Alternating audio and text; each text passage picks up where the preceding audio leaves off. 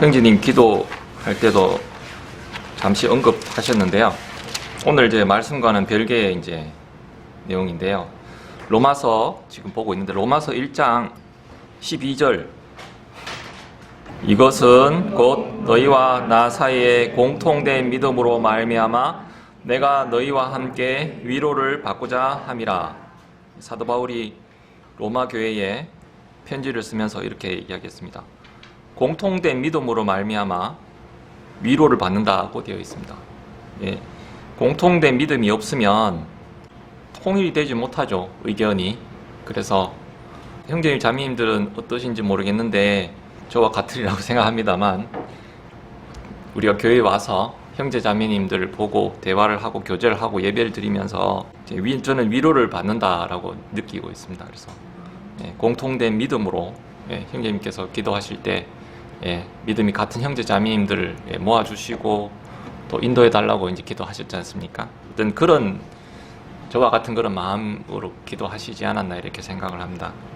공통된 믿음 안에서 믿음이 같지 않으면 이제 항상 좀 시끄럽잖아요. 분란이 있고. 그래서 공통된 믿음 안에서 또 위로를 받으시는 오늘 예배 시간 되었으면 좋겠습니다.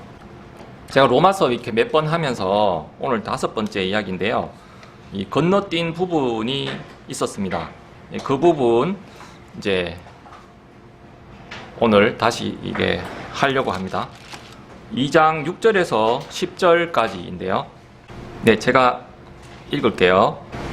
그분께서 각 사람에게 그의 행위대로 갚으시되 참고 꾸준히 잘 행함으로 영광과 존귀와 죽지 아니함을 구하는 자들에게는 영원한 생명으로 갚으시고 논쟁하기 좋아하며 진리에 순종하지 아니하고 불의에 순종하는 자들에게는 경노와 진로로 갚으시리라. 악을 행하는 사람의 모든 혼 위에 환난과 공고가 닥치리니 먼저는 유대인의 혼 위에요 또한 이방인의 혼 위에며 선을 행하는 각 사람에게 영광과 존귀와 화평이 있으리니 먼저는 유대인에게요 또한 이방인에게로다 입니다. 네, 특히 이제 시작하겠습니다. 6절 보시면 그분께서 각 사람에게 그의 행위대로 갚으시되 라고 되어 있습니다. 이 행위대로라는 말에 이렇게 한번 포커스를 맞추시면 좋을 것 같습니다. 어떻습니까? 읽어보시면 행위 구원을 의미하는 말씀으로 좀 느껴지시진 않나요? 우리가 행위라는 것에 대해서 강조를 하자면 이제 그렇습니다. 앞에 1장 지나가는데요. 1장 19절, 20절 제가 읽겠습니다. 이는 하나님을 알만한 것이 그들 속에 분명히 드러나 있기 때문이라 하나님께서 그것을 그들에게 보이셨느니라. 20절 그분의 보이지 아니하는 것들 곧 그분의 영원하신 권능과 신격은 세상의 창조 이후로 분명히 보이며 만들어진 것을 통해 깨달아 알 수 있나니 그러므로 그들이 변명할 수 없느니라. 핑계 못 댄다는 거죠. 지난 몇 시간을 통해서 하나님께서 일반 계시, 그러니까 창조 계시죠. 그리고 또 2장에 있는 양심 계시를 통하여 사람들은 하나님께서 계신다는 것과 하나님께서 심판자시라는 것을 알 수 있게 되어 있다고 하셨습니다. 그러니까 인간은 출생할 때 시간이 지남에 따라서 하나님께서 계시다는 사실을 자연히 알게 된다는 말이죠. 핑계치 못한다는 말은 변명할 수 없다는 것은 분명히 보인다고 되어 있습니다. 그리고 하나님이 인간을 넘어서는 엄청난 능력, 그러니까 창조의 능력이죠. 가지고 있음을 알게 되고 이분 앞에서 우리가 언젠가 심판받을 때가 있다는 것을 분명히 알게 된다고 합니다. 그런데 우리가 하나님께서 주신 그 내재적 진리를 알고 있음에도 불구하고 왜 우리가 죄에서 벗어나지 못하게 되나요? 자연히 크면서 우리가 초등학교에 들어가게 됩니다. 사탄이 지배하는 세상과 교육의 세뇌, 또 여러 잘못된 거짓 종교들의 교육, 그리고 세상의 시스템을 통해서 하나님을 거부하게 된다는 것이죠. 이러한 하나님의 창조적인 계시를 거부하게 될 때 죄를 범하게 됩니다. 그 결과로 1장 22절부터 32절까지 네, 여러 가지 그런 죄들을 짓게 된다는 거죠. 그리고 특히 창조 계시뿐만 아니라 2장 13절에서부터 15절까지 지난번에 읽었기 때문에 오늘 생략하겠습니다. 인간이 하나님을 거부하고 난 후 죄를 짓고 그 죄의 길로 걸으면 하나님께서는 그것이 잘못되었다는 것을 인간의 마음속에 계시해 준다고 말씀하셨죠. 이게 양심 계시라고 했죠. 처음에 우리가 어떤 죄를 짓게 되면 양심의 가책을 받게 되지만 계속해서 죄를 지을 때는 어떻게 되나요? 그걸 자연스럽게 받아들이게 되고 아무런 양심의 가책을 받지 않게 됩니다. 혹시 애들을 키우면서 부모 몰래 뭔가 하는 모습을 보신 적이 있나요? 저는 이제 애들이 이제 어릴 때 5살, 4살, 5살 이렇게 이제 할 때 뭔가를 이렇게 하는데 아내는 이제 부엌에서 요리를 하고 있고 저는 이제 식탁에 앉아 있는데 보통은 이렇게 애가 할 일이 있으면 부모를 향해서 하는데 뭔가 지 마음에 옳지 않다는 일을 할 때는 부모를 등지고 이렇게 해요. 그러고 이제 뻔히 다 보이는데도 소파가 있으면 소파 옆에 작은 공간에 들어가서 뭔가를 만지고 있어요. 쪼물딱쪼물딱거리면서. 그래서 등만 돌리면 된다는 거죠. 등만 돌리면 다 보고 있는데 등만 돌리면 된다고 생각한다는 거죠. 이와 마찬가지로 죄를 지속적으로 범하게 되면 양심이 주는 소리를 거부를 하면 됩니다. 그러니까 하나님이 없다라고 생각하면 된다는 거죠. 도둑질이든 음행이든 간음이든 앞에 우리 있었던 거야. 비방이든 거짓말이든 계속 동일한 죄를 반복하게 되면 양심이 완전히 무뎌지게 되고요.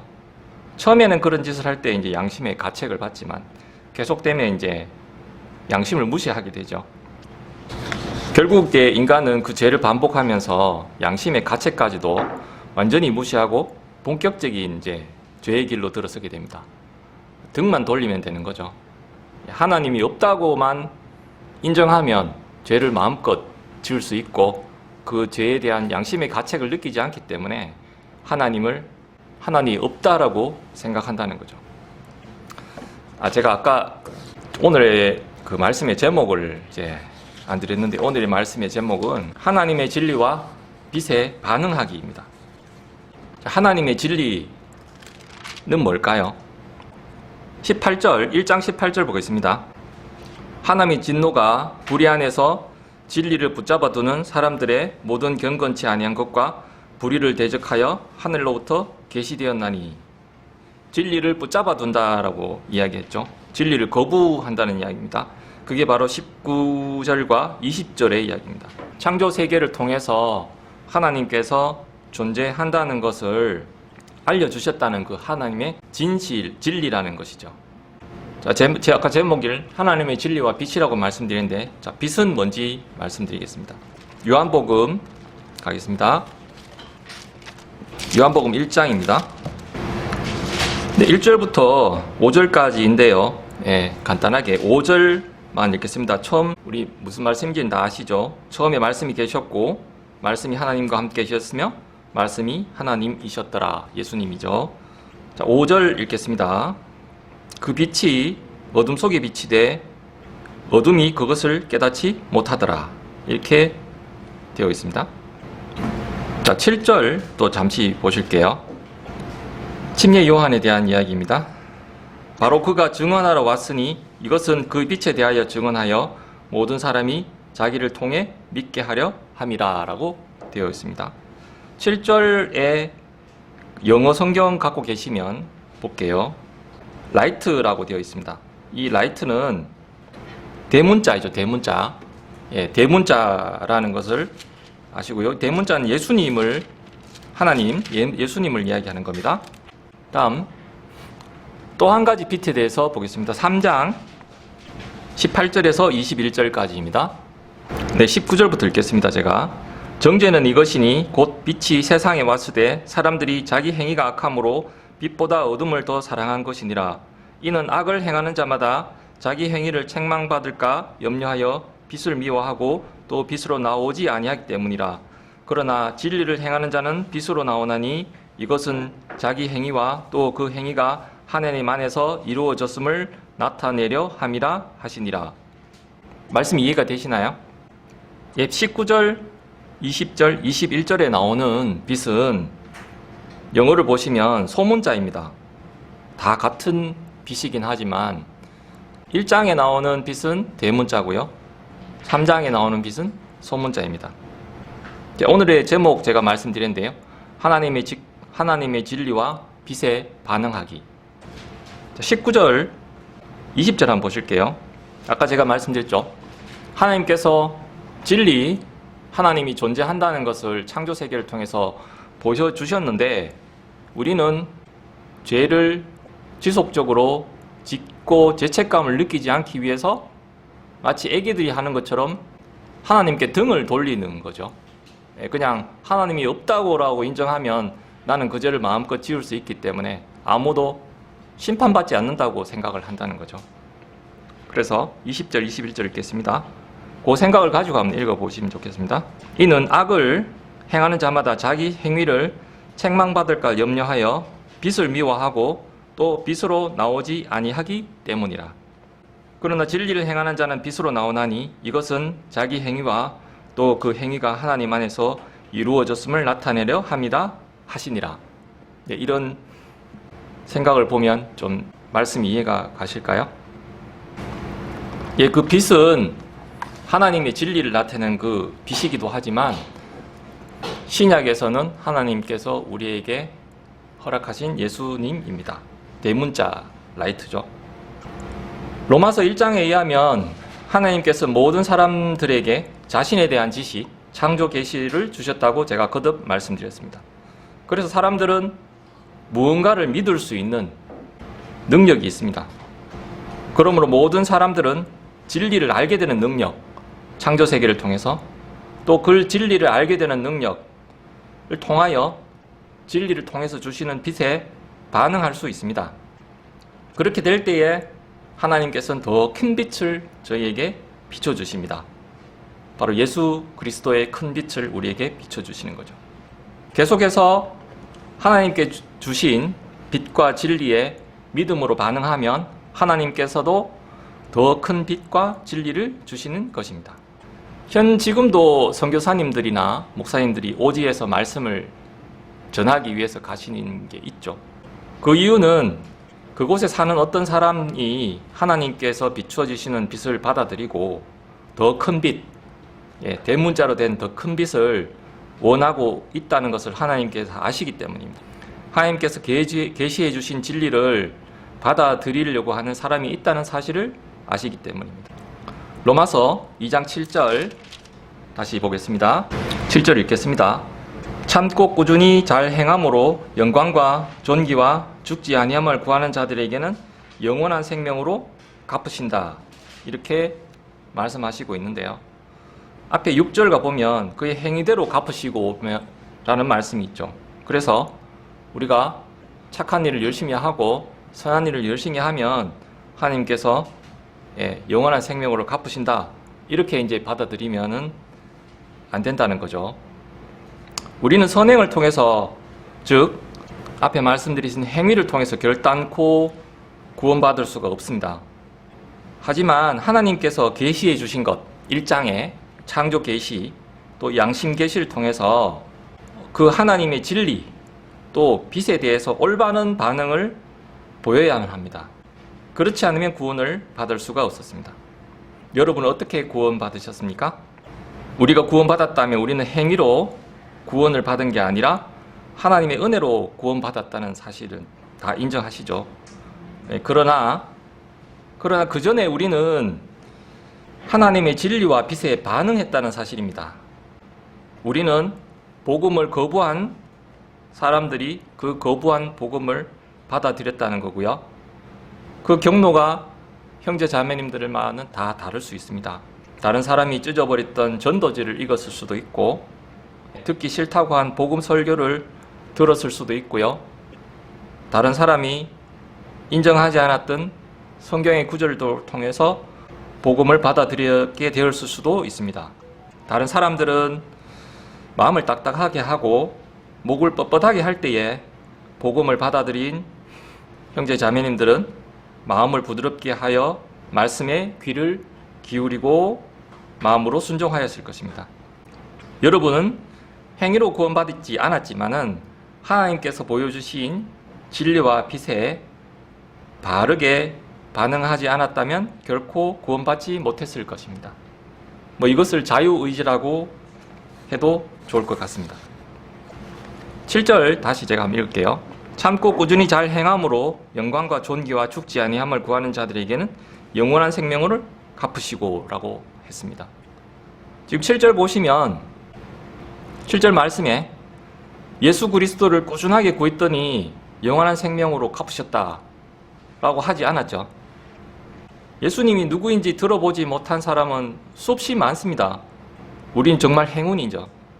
성경은 7절 말씀에 그리스도의 피를 통한 구원을 꾸준히 찾았더니 영원한 생명으로 갚으셨다 이런 말도 지금 없습니다. 대부분의 사람들은 그게 무엇인지 알지도 못합니다. 그렇지만 하나님께서는 제가 계속 반복하지만 태어날 때부터 인간의 마음속에 영광과 존귀에 대한 갈망을 심어주셨다는 겁니다. 그래서 그것이 어디에 있는지 어떻게 얻는지는 모르지만 창조주가 계시는구나, 누군가 나를 심판할 대상이 있구나 라는 그런 사람들이 생겼다는 거죠. 그 결과 그들은 영원한 생명으로 하나님께서 갚아주신다고 합니다. 영광과 존귀와 죽지 아니함을 구하는 자들은 영원한 생명에 이르게 된다고 합니다. 죽지 아니함을 구하는 사람들은 나무와 돌로 만든 신을 참된 신이라고 생각하지 않죠. 창시자가 죽은 종교를 참된 종교라고 생각하지는 않습니다. 거기에는 죽지 아니함이 없기 때문이고요. 죽지 아니함은 하나님과 오직 예수님께만 있기 때문입니다. 예를 들어서 아주 가난한 사람이 카세트 테이프를 훔쳤다고 해보시죠. 이제 좋은 거를 훔쳤으니까 집에 가서 틀어봤겠죠. 틀어봤는데 복음에 대한 설교가 나옵니다. 그 설교를 듣고 하나님의 말씀을 받아들이고 구원받아서 마음의 양심의 가책을 느끼고 그 카세트 테이프, 카세트 플레이어를 주인에게 돌려줍니다. 어떤 도둑은 그걸 무시할 수도 있겠죠. 그러나 이 도둑처럼 모든 사람은 로마서 1장에 기록된 대로 죄를 지으면서 살고 있습니다. 저도 마찬가지고요. 근데 중요한 것은 그 도둑의 마음에 하나님을 추구하는 열망이 있었다는 것입니다. 8절 보겠습니다. 제가 읽겠습니다. 논쟁하기 좋아하며 진리에 순종하지 아니하고 불의에 순종하는 자들에게는 경로와 진노로 갚으시리라. 이렇게 되어 있습니다. 질문 드리겠습니다. 저희가 보통 이제 복음을 전할 때 가까운 가족일 수도 있고요, 지인일 수도 있고, 복음을 거부할 때 하는 말들, 어떤 말들을 많이 들어보셨습니까? 교회나 믿는 사람들 행실을 가지고 이거 그렇죠. 예. 그래서 자기가 싫어하는 누군가가 있는데 그 사람이 교회 나가기 때문에 나는 그런 교회 갈 것 같으면 안 갈란다. 그 다음에 또 이제 패션에 신경 쓰시는 분들은 이제 입고 갈 옷이 없다. 예, 또는 내가 아는 사람이 있는데 그 사람 교회 다닌다 하던데 교회 다니는 사람이 어떻게 그렇게 할 수 있냐. 또 제가 들었는 말 중에는요, 누군가 불의의 사고로 일찍 이제 돌아가시게 되었는데 미망인과 아기들만 남게 되었단 말이에요. 그때 어떻게 하나님이 그러실 수 있냐, 그런 하나님 같으면 내 이제부터 하나님 안 믿을란다, 이러시는 분도 있었고요. 저도 이 자리에서 있는 저도 타인에게 상처를 줄 때가 있고 또 이유 없이 화를 낼 때가 많이 있습니다. 또 그런 제 자신을 돌아보면서 반성할 때가 있고, 내가 하나님에 대해서 걸림돌이 되지는 않을까 걱정할 때가 있습니다. 그 믿지 않는 분들은 저를 보는 것이 아니고 제 안에 하나님을 보기 때문에 참 두렵고 어렵고 행동하기가 어려운 것 같습니다. 또 이렇게 말하기도 하죠. 네가 이렇게 말하고 행동하니까 내가 하나님을 안 믿는다. 뭐 교회 다니는 사람은, 하나님 믿는 사람은 뭐 이렇게 해야 되는 거 아니야? 뭐 심지어 이런 말도 하고요. 또 어떤 경우에는 교회 다니는 것을 이제 이용을 해서 교회 다니는 네가 모든 걸 이해하고 양보해라, 뭐 이런 말을 듣기도 합니다. 8절에 무엇이라고 되어 있나요? 논쟁하기 좋아하며 진리에 순종하지 아니한다고 되어 있죠. 하나님의 진리에, 창조 계시에 순종하지 않는 거죠. 논쟁을 통해서 하나님의 창조 계시에 순종하지 않는 것입니다. 다들 여러 가지 이야기하지만 진리에 순종하지 않는 저마다의 핑계일 뿐입니다. 1장 앞으로 돌아가시면 20절에 그러므로 20절 후반절입니다. 그러므로 그들이 변명할 수 없느니라. 핑계치 못한다 이렇게 되어 있죠. 근데 핑계를 대고 있습니다. 겉으로는 그럴싸한 핑계를 대지만 실상은 하나님의 진리를 원하지 않기 때문에 구원받지 못하는 것이죠.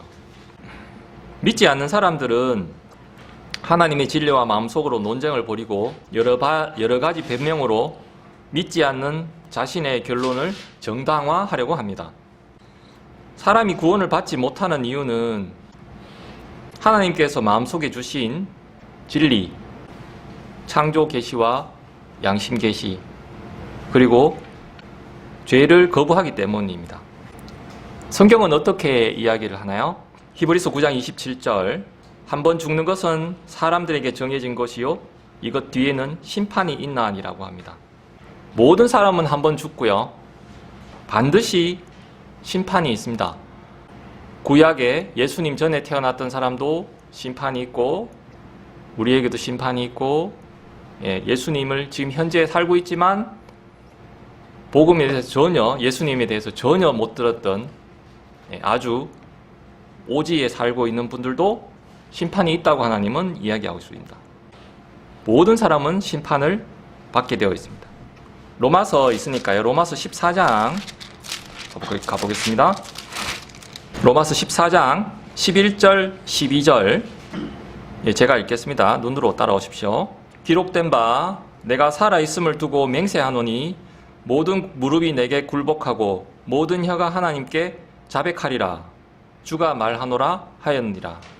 그러므로 이와 같이 우리 각 사람이 자신에 관하여 하나님께 회개 보고를 하리라. 심판 자리에서 하나님께 회개 보고를 할 날이 있다는 것입니다. 앞에 모든 무릎이 내게 굴복하고 모든 혀가 하나님에게 자백하리라 라는 구절은 이사야서 45장 22절 23절에 나오는 말입니다. 하나님을 이처럼 하나님을 믿지 않는 여러 가지 핑계를 대지만 결국은 스스로 각 사람이 자신에 관하여 하나님께 회개보호를 해야 한다는 사실입니다. 만약에 하나님 앞에서 회개보고를 해야 되는 자리에 하나님을 믿지 않게 된 이유를 그 사람이 그래가지고 내가 안 믿거든요, 그런 핑계를, 그런 변명을 말하시겠습니까? 구약에는 어떻게 구원을 받습니까? 구약의 구원은 히브리서 11장 6절입니다. 믿음장이라고 하죠. 11장은 11장 6절입니다. 제가 읽겠습니다. 그러나 믿음이 없이는 하나님을 기쁘게 하지 못하나니 그분께 가는 자는 반드시 그분께서 계시는 것과 또 그분께서 부지런히 자신을 찾는 자들에게 보상해 주시는 분이심을 믿어야 하느니라. 이 구절이 어떻게 되어 있습니까? 에녹에 대한 이야기인데요. 예수님을 부지런히 찾고 믿어서 내 죄를 위해서 십자가에 못 박혀서 죽으신 걸 믿었더니 제가 에녹이 하나님께서 기쁘시게 에녹에게 믿음으로 보상을 해주셨습니까? 아니죠. 그때는 예수님께서 물론 계셨지만 인간으로 이 세상에 오신 때가 아니었죠. 예레미야 29장 13절 제가 읽겠습니다. 또 너희가 너희 마음을 다하여 나를 찾으면 나를 찾고 나를 만나리라. 하나님을 찾으면 구약시대에 하나님을 만날 수 있다고 되어 있습니다. 아브라함 또한 마찬가지죠. 네, 신약시대에는 어떻습니까?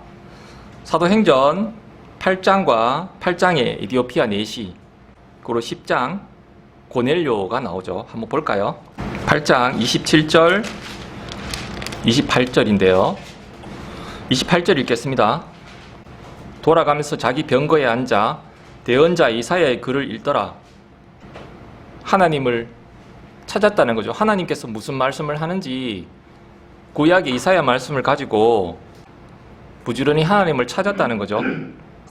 근데 신약 시대는 예수님께서 우리를 위하여 십자가에 못 박히시고 돌아가셨던 시대이기 때문에요. 35절, 이에 빌립이 입을 열어 바로 그 성경 기록에부터 시작하여 그에게 예수님을 선포했다는 겁니다. 예수님께서 에디오피아 내시를 위해서 이 땅에 오셔서 십자가에 대신 죄를 지고 십자가에 못 박히셨다는 사실을 선포했다는 것이고, 그래서 에디오피아 내시가 믿었기 때문에 37절에 나오죠. 예수 그리스도께서 하나님의 아들이심을 내가 믿노라 라고 해서 침례받는 장면이 나옵니다. 10장으로 가겠습니다. 고넬료가 나오는 부분이죠. 1절, 2절 읽겠습니다. 가이사랴에 고넬료가 하는 어떤 사람이 있었는데 그는 이탈리아 부대라 하는 부대의 백부장이더라. 이방인입니다. 그는 독실한 사람이요, 자기의 온 집과 함께 하나님을 두려워하는 사람으로 백성에게 구제물을 많이 주고 항상 하나님께 기도하더라 라고 되어 있습니다. 지금 여기 보시면 예수님을 믿고 죄사함을 받았다 이런 말씀이 없죠. 1장 1절 2절에는 부지런히 하나님을 찾았다는 겁니다. 그러나 이때는 신약 시대이기 때문에 베드로가 예수님을 전하죠. 그 전하는 장면을 통해서 이 사람 구원을 확신하게 되는 겁니다. 신약 시대에도 복음을 들었는 사람이 있을 것이고요, 전혀 듣지 못했던 진짜 오지에 있는 분들도 있을 것입니다. 그분들은 예수님을 듣지 못했는데 어떻게 구원을 받을 수 있나요? 그 경우는 구약과 동일하다고 저는 믿고 있습니다. 하나님을 찾는 그 창조 계시와 양심 계시를 통해서 하나님을 인정하고, 그렇다고 해서 죄를 안 짓는 건 아니잖아요. 죄를 짓지만 하나님께서 우리를 심판하실 날이 있다는 것을 알고 최대한 하나님께서 원하시는 삶을 노력하는 그런 분들은 하나님께서 하나님의 기준 하에 심판을 하실 거라고 저는 믿고 있습니다. 계시록 20장 가보겠습니다. 마지막에 심판하는 크고 흰 왕자 심판입니다. 계시록 20장 11절부터 15절까지인데요. 12절이 이렇게 되어 있습니다. 또 내가 보매 죽은 자들이 작은 자나 큰 자나 할 것 없이 하나님 앞에 서 있는데 책들이 펴져 있고 또 다른 책이 펴져 있으니 곧 생명책이라. 죽은 자들이 자기 행위들에 따라 책들에 기록된 그것들에 근거하여 심판을 받았더라. 13절, 바다가 자기 속에 있던 죽은 자들을 내주고 또 사망과 지옥도 자기 속에 있던 죽은 자들을 넘겨주며 그들이 각각 자기 행위들에 따라 심판을 받았더라. 이렇게 되어 있습니다. 이 행위라는 것이 아까 앞에서 말씀드렸죠. 우리가 뭐 착한 일을 하고 그런 것이 아니고 하나님께서 주신 계시에 얼마나 믿음으로 반응했냐는 것이라고 저는 믿고 있습니다. 네, 복음을 들은 우리는, 저는 아이들한테 그렇게 설명을 하는데요, 특별계시죠. 복음을 들은 우리는 마치 우리가 어느 장소, 서울을 가는데 그냥 직행으로 가는 것과 똑같다고 저는 비유를 들고요. 구약의 성도들이나 전혀 복음을 듣지 못했는 사람들은 어디 다른 데 잠시 거쳤다가 경유해서 가는 크고 흰 왕자 심판을 통해서 가야 되는 뭐 그런 것과 비슷하지 않을까 저는 그렇게 생각합니다. 그래서 우리가 확실한 직행을 타고 가는 예수님께서 우리의 죄를 지고 십자가에 못 박히셨다는 그 사실을 우리가 확실한 진리를 들었기 때문에 거기에 반응하고 하나님께로 나아갈 수 있는 우리가 되었다고 저는 받아들이고 있습니다. 형제 자매님들은 어떠십니까? 우리가 하나님을 찾고자 하는 전혀 아무 생각이 없는 상황에서 그냥 복음이 딱 전해졌는데 그냥 받아들이시게 되었습니까? 아니면 내적으로 하나님을 향한 어떤 마음이 있을 때에 여러 가지 다른 경로를 통해서 누군가를 통해서 복음을 접하게 되었고 복음을 받아들이시게 되었습니까?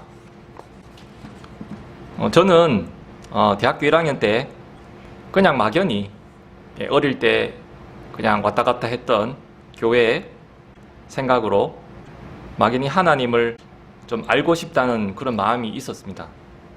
그때 이제 한 선배의 권유로 성경 공부를 하게 되었고 그 성경 공부를 통해서 제가 죄인이고 저를 위해서 예수님께서 십자가를 지고 저의 죄를 대신해서 십자가에 못 박히셨다는 사실, 그리고 또 부활하심으로 구원 사역을 마무리하셨다는 사실을 믿고 복음을 받아들이고 현재에 이르게 되었습니다. 만약에 그때 하나님을 알고자 하는 마음이 전혀 없었다면 아마 성경 공부를 거부했겠죠. 대학교 1학년 때니까 이제 허영재님은 어디라 그랬죠? 다른 가서 막 논쟁도 하고 이게 하셨다. 그런 뭐로 배틀이라 그러나요? 토론 배틀도 하고 하셨다 그러시던데 저는 안 그랬거든요. 술 마시고 놀기만 해도 시간이 부족할 그때인데 성경 공부를 할 이유가 전혀 없었죠. 네, 히브리서 4장 12절에서 16절 한번 읽어보겠습니다. 하나님의 말씀은 살아있고 권능이 있으며 양날 달린 어떤 검보다도 예리하여 혼과 영과 및 관절과 골수를 찔러 둘로 쪼개기까지 하고 나누기까지 하고 또 마음의 생각과 의도를 분별하시는 분이시니 그분의 눈앞에서 드러나지 아니하는 창조물이 하나도 없고 모든 것이 우리와 상관하시는 그분의 눈에 벌거벗은 채 드러나 있느니라. 그런즉 우리에게 위대하신 대제사장 곧 하늘들로 들어가신 하나님의 아들 예수님이 계신 줄 알므로 우리가 우리의 신앙 고백을 굳게 붙들자. 우리에게 계신 대제사장은 우리의 연약함의 감정을 몸소 느끼지 아니하시는 분이 아니요 모든 점에서 우리와 똑같이 시험을 받으셨으되 죄는 없으신 분이시니라. 그러므로 우리가 긍휼을 얻고 필요한 때에 도우시는 은혜를 얻기 위해 은혜의 왕자로 담대히 갈 것이니라 라고 되어 있습니다. 그래서 저는 그때 예수님을 구세주로 받아들이고 예수님의 은혜를 얻기 위해 은혜의 왕자로 담대히 나아갈 수 있었습니다. 다음 나눔 시간에는 이런 주제로 한번 나눔을 해보았으면 하는 생각을 해봤습니다. 나에게 어떻게 다가오신 예수님. 네, 내가 어떤 상황이었을 때 말씀을 접하게 되었는지 그런 주제로 한번 나눠보았으면 합니다. 네, 말씀 정리하겠습니다. 하나님께서는 사람들을 구원하기 원하십니다. 현재는 신약시대입니다. 그래서 그 신약시대에 예수님을 이 세상에 보내셔서 십자가에서 죽게 하신 겁니다. 하지만 구원받기 원하는 마음으로 그 십자가 앞에 나와야 하는 것은 바로 우리들 자신입니다. 우리는 누구든지 원하면 성경을 읽을 수 있고 또 말씀을 전하는 올바른 교회에 갈 수도 있고요. 또 그것을 통해서 하나님의 말씀을 들을 수 있습니다. 유튜브를 통해서 말씀을 들을 수 있지만 유튜브를 통해서 말씀을 듣지 않고 다른 여러 가십거리들만 보고 있으면 하나님께서 말씀하시는 것을 들을 수가 없겠죠. 유튜브를 통해서 바른 말씀을 듣든지 다른 가십거리들을 보는지 하는 것은 개인의 자유의지고 선택입니다. 구원받지 못하는 것은 하나님께서 주신 진리, 창조 계시와 양심 계시, 그리고 그 빛에 반응하지 않기 때문입니다. 하나님께서는 진리와 빛에 어떻게 반응했는지 심판 자리에서 물으실 것입니다. 하나님께서 주신 진리와 그 빛에 논쟁과 불순종이 아니라 영광과 존귀와 죽지 아니함을 구하는 믿음으로 반응하는 이 시간이 되기를 원합니다. 이상입니다. 하나님 아버지, 오늘의 예비를 감사드립니다. 하나님의 말씀을 온전히 잘 전달했는지 걱정이 됩니다. 아직 믿지 않는 주위의 분들이 우리의 말과 행동에 시험을 받지 않기를 원하고, 또 우리가 하나님을 믿고자 하는 마음에 우리가 걸림이 되지 않기를 원합니다. 그들이 복음을 들을 때에 마음을 부드럽게 하여 주시고, 또 복된 소식을 듣게 될 때에 하나님의 빛과 하늘의 진리와 빛에 믿음으로 반응하게 되기를 원합니다. 오늘의 예배가 하나님께만 영광이 되기를 원하며 이 모든 말씀 예수님 이름으로 기도드렸습니다.